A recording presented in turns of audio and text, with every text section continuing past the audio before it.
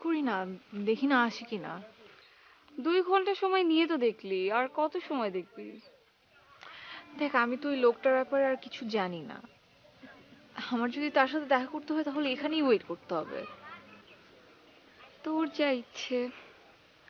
আচ্ছা আপু, একটা কোয়েশ্চেনের অ্যান্সার দিবি? বল। তুই কেন অচেনা এই ছেলেটির জন্য এখানে অপেক্ষা করছিস? দেখ মিমি, আমি একজন ডাক্তার। আমি এখানে জানতে এসেছি আমি লোকটাকে যে মেডিসিনটা দিয়েছি ওই মেডিসিনটা কতটুকু কাজে লেগেছে। Very funny. এই ব্যাপারটা না জানলে তোর আহামরি কোনো ক্ষতি হবে না আপু। ডাক্তার হিসেবে এটা আমার অনেক বড় একটা রেসপন্সিবিলিটিস। আর তাছাড়া জানিস, যেসব ছেলেরা কাঁদতে জানে সেসব ছেলেরা মানুষ হিসেবে খুব ভালো হয়।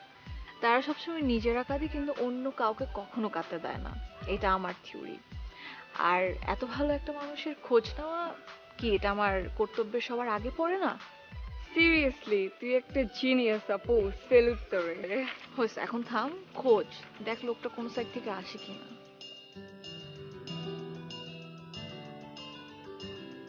যদি আজও সে না আসে?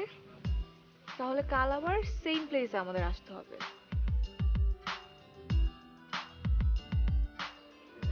তারপর সেখানে বসে 3 ঘন্টা আপনার জন্য অপেক্ষা করলাম, কিন্তু আপনি তো সেখানে